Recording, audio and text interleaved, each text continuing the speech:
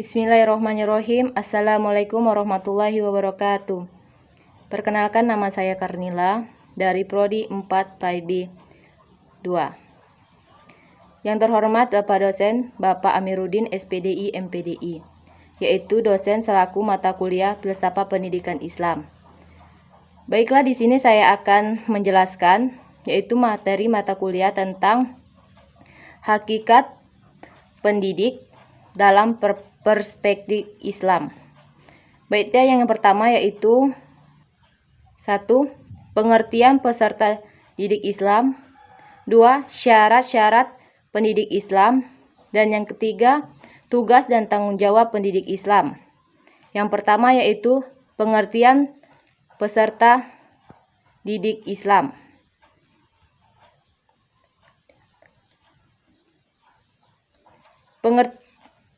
Pengertian peserta didik Islam.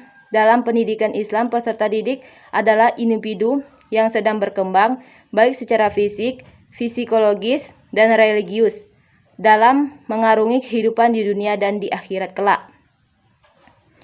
Definisi ini memberi arti bahwa peserta didik merupakan individu yang belum dewasa, yang karenanya masih memerlukan bimbingan orang lain. Dalam istilah lain adalah anak kandung merupakan peserta didik dalam keluarga, murid adalah peserta didik di sekolah, anak-anak penduduk dalam peserta didik masyarakat sekitarnya, dan umat beragama menjadi peserta didik rohaniawan dalam suatu agama. Dalam istilah tasawuf, peserta didik seringkali disebut dengan murid atau talib. Secara etimologi, murid berarti orang yang menghendaki. Sedangkan menurut arti terminologi, murid adalah pencari hakikat di bawah bimbingan dan arahan seorang pembimbing spiritual atau mursyid. Sedangkan talib adalah bahasa berarti orang yang mencari, sedang menurut istilah tasawuf adalah penempuh jalan spiritual yang berusaha keras menempuh dirinya untuk mencapai derajat sufi. Penyebutan murid ini juga dipakai untuk menyebutkan peserta didik pada sekolah tingkat dasar, menengah, sementara untuk perguruan tinggi lazimnya disebut dengan mahasiswa. Yang kedua, syarat-syarat pendidik Islam. Tugas pendidik adalah tugas yang sangat mulia, baik dalam pandangan manusia maupun dalam pandangan Allah. Mereka mendidik, membimbing, mengerahkan, mengantarkan anak didiknya menuju gerbang kesuksesan, baik di dunia maupun di akhirat, dengan disiplin ilmu yang mereka miliki. Sebagai anugerah Allah kepadanya yang dilandasi nilai-nilai ajaran Islam. Adapun syarat-syarat pendidik atau guru yang utama adalah dalam pendidik Islam adalah yang pertama itu muslim atau muslimah. Yang kedua, berakhlak karimah. Yang ketiga, sehat jasmani dan rohani. Yang keempat, mampu atau kompeten baik penguasaan materi maupun metode. Yang keenam, peduli terhadap murid dan lingkungan. Yang ketujuh, memiliki sikap terbuka terhadap ijtihad dan lain-lainnya.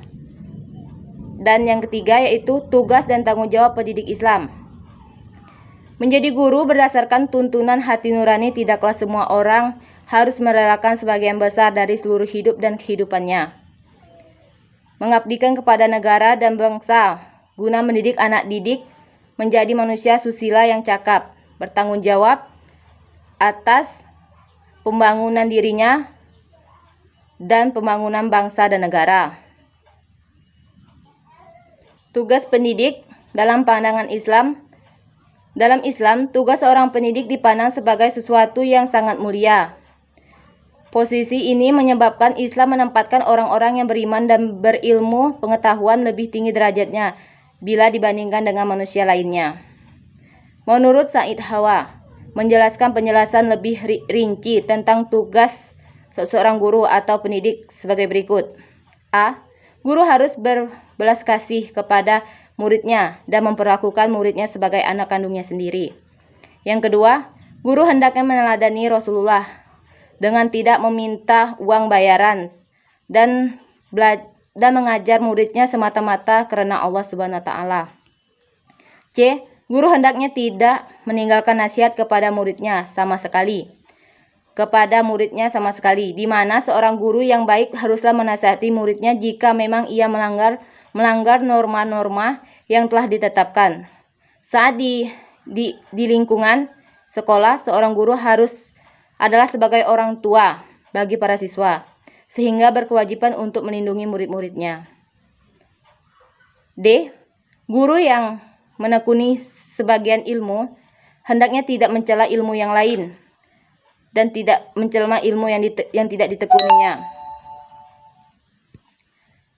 Menghormati aturan teman yang lainnya. E. Membatasi materi pembelajaran sesuai dengan kemampuan pemahaman anak didiknya. Guru harus menyampaikan materi pada anak didiknya dengan bahasa mudah dimengerti oleh anak agar lebih mudah untuk menerimanya. Selain itu, materi yang disampaikan juga harus sesuai dengan kemampuan anak didiknya. F. Bagi murid yang kemampuannya kurang atau terbatas, hendaknya disampaikan hal-hal yang jelas atau yang cocok dengannya. Guru hendaknya mengamalkan ilmu yang telah didapat dan menerapkan dalam kehidupan yang nyata. G. Memberikan contoh yang baik pada anak didiknya sesuai dengan syariat agama yang ada ajaran agama Islam. Guru harus memberikan contoh yang baik pada anak didiknya karena setiap yang dikatakan dan dilakukan oleh gurunya akan diamati oleh anak didiknya dan mungkin akan dicontoh juga. H. Mengayomi dan melindungi anak didiknya. Seorang pendidik yang baik harus mendapati mengayomi dan memberi rasa nyaman pada anak didiknya. Bila mana suasana yang mendukung sangatlah mendukung untuk mempermudah dalam proses belajar mengajar. Tanggung jawab pendidikan Islam. Pendidik haruslah bertanggung jawab untuk mendidik individu supaya beriman kepada Allah dan melaksanakan syariatnya. Mendidik diri supaya beramal soleh dan mendidik masyarakat untuk saling menasihati dan melaksanakan kebenaran, saling menasihati agar tabah dalam menghadapi kecobaan hidup, beribadah kepada Allah dan menegakkan kebenaran. Maka tidak salah jika Islam memosisikan guru atau pendidik sebagai bapak rohaninya, spiritual father, bagi anak didiknya, memberikan santapan jiwa dengan ilmu pembinaan akhlak mulia. Jadi, dapat disimpulkan yaitu hakikat pendidikan dalam perspektif Islam. Pengertian peserta didik Islam yaitu seorang individu yang belum dewasa dan masih memerlukan bimbingan orang lain. Dan biasanya dalam hal ini peserta didik biasanya disebut murid, siswa atau siswi di SMP, di SD, SMP, SMA. Sedangkan mahasiswa digunakan untuk perguruan tinggi. Menjadi seorang pendidik harusnya mempunyai syarat terutama dalam Islam. Pastinya harus beragama Islam dan mempunyai akhlak yang baik. Agar mampu mengemban tugas dan tanggung jawab pendidik Islam sesuai dengan keilmuan yang dimilikinya. Sehingga mampu mendidik, membimbing, mengarahkan dan mengantarkan anak didiknya menuju gerbang kesuksesan baik dunia dan akhirat.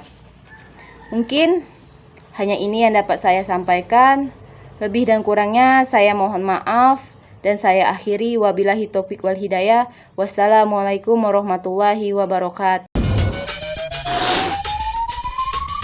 Drop the funky bass.